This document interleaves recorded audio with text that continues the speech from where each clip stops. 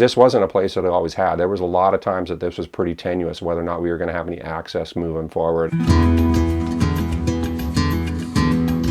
Galbraith, when we first riding up there, was a total free-for-all. I mean, gates were open, 4-bys, parties, you name it, it was nutso. Piles of garbage, derelict cars. We actually used to be able to tell who had been riding up there before us. There were so few riders by the tire tracks they had. We would ride old motorcycle trails, and then we started building our own.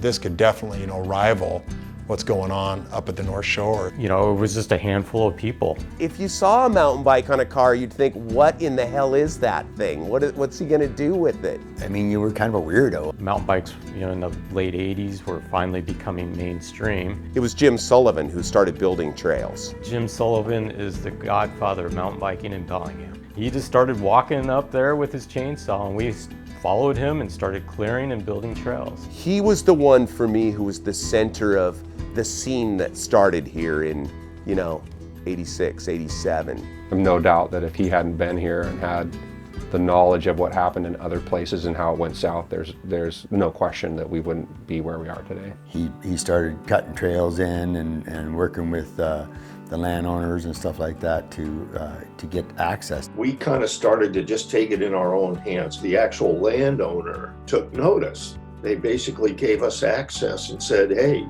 we'll never bother you guys. They literally look downhill and start hacking through the woods and building a trail until they ran into something they couldn't get around, and then you went left or right. I used to tell people there were 8 trails. That was if you did the 4 that we had and you did them backwards. It was labor of love, knowing that us recreating up there was giving us a place, a sense of place. I just wanted a place to ride, and I kind of knew that if we didn't do it, nobody else was going to do it. You get engaged, you put a face on it. Yeah, you're not going to win much, but you're sure as hell going to go down swinging. The WNBC, which was called the Wimps back then. Kind of came up with the Wimps because it was disarming. Back in the day when we first started riding, everything was the mud studs, the gear grinders, the warriors. We wanted to show that we were legitimate, that we were an overall multi-trail user. We weren't just mountain bikers. It represents how a community can come together. But we had all kinds of people. That was the adhesive that held us together. And I think there's an overall vibe, right? Like, hey, this is our spot. Let's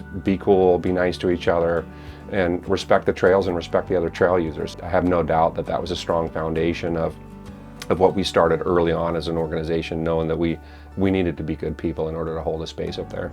You don't see a lot of frowny faces up on the mountain. We have an amazing bike community in this town.